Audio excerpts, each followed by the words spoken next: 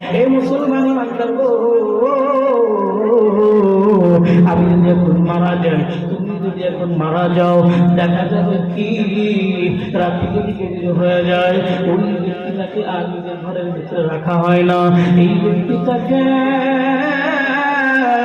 এত প্রসিদ্ধ একজন ব্যক্তি ছিল, এত সুন্দর সুন্দর দেহের অধিকারী একজন ব্যক্তি ছিল, অনেক টাকার মালিক করেছিল, তোমার অনেক সন্তান আছে, তোমার স্ত্রী তোমাকে অনেক বেশি মহব্বত করে, তোমার মা তোমার বাবা তোমাকে অনেক বেশি মহব্বত করে গো। তুমি যদি এই মুহূর্তের ভিতরে মারা যাও, তোমার অবস্থা কেমন হবে? কিতাবে লিখে রাখেন যে এই জন্যই তো মৃত্যুর কথা বারবার স্মরণ করার কথা বলছে। তুমি যদি এখন মারা যাও, তোমাকে ঘর থেকে বাহির করে বারান্দায় রাখা হবে। বারান্দায় শুধু যেই সন্তানগুলি তোমাকে অনেক ভালোবাসতো, যেই মা তোমাকে অনেক বেশি ভালোবাসতো, যেই বাবা তোমাকে অনেক বেশি ভালোবাসতো, যেই এলাকাবাসী তোমাকে অনেক বেশি ভালোবাসতো, তোমার অনেক সম্পদ, অনেক অনেক টাকা, অনেক সম্পদ, যখন মারা গেছো তো তোমাকে বারান্দায় রাখা হয়েছে, মেঝেতে রাখা হয়েছে, পুরান একটা চাদর দিয়ে তোমাকে পেঁচাইয়া রাখা হয়েছে। যে ব্যক্তি তোমাকে দেখতে আসে বলতে থাকে, যাই অমুকের লাশটি দেখে আসি, অমুকের লাশটি দেখে আসি। কেউ বলে না, যাই যাই তাকে দেখে আসি, যাই যাই অমুক ব্যক্তিকে দেখে আসি। অমুকের লাশটি দেখার জন্য যখন চলে যায়, এমন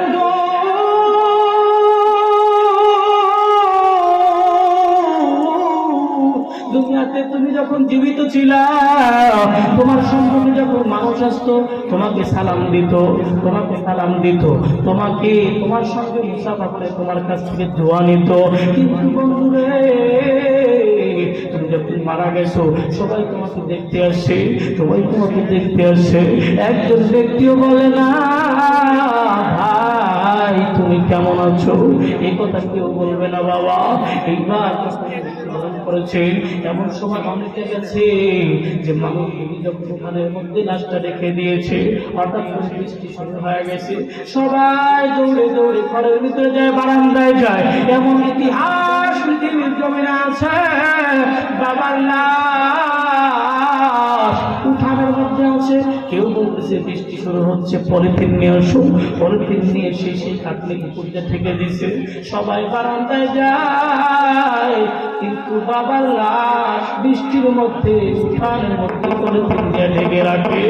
এবং সন্তান পাগল হয়ে যাবে, যতই ভালোবাসুক না গেল, সন্তান দৌড়ে যাবে ইমামের কাছে, হুজুর আপনি বাড়িতে যায়েন না। বলে কি হয়েছে? বলে আমার বাবা তো মারা গেছে, আমার বাবাকে মাটি না দিয়ে আপনি যাবেন না। সন্তান যেই ডেকে বলবে হুজুর আমার বাবাকে দাফন করতে হবে, আপনি যাবেন না। এলাকাবাসী আত্মস্বজন ফিরে গেলে বাঁশের ঝাড় থেকে বাঁশগুলো কাটবে, এরপরে আপনার মাটি খনন করবে। মাটির ভিতরে শোয়া যখন সমস্ত আত্মীয় স্বজন সন্তান সন্ততি মিলে আপনার বুকের উপর মাটি চাপা দিয়া দিবে, ওই সময় কথা চিন্তা করে দেখো, ওই সময় সমস্ত মানুষ তোমাকে কবরের ভিতরে রেখে চলে যাবে, বাড়িতে চলে যাবে। তোমাকে হয়তো বা 2 দিন 3 দিন 1 মাস 2 মাস মনে রাখবে, এমন ইতিহাস হয়ে যাইবা। একটা সময় পৃথিবীতে আসবে যেই সময়ের মানুষগুলি তোমার নাম পর্যন্ত জানবে না। নবী আমার ডেকে বলে, উম্মতেরা ওই দিনের কথা স্মরণ করো, ওই অবস্থার কথা স্মরণ করো। যদি মৃত্যুর কথা প্রতিনিয়ত স্মরণ রাখতে পারো, তোমার দ্বারা আর কখনো কবিরা গুনাহ হবে না।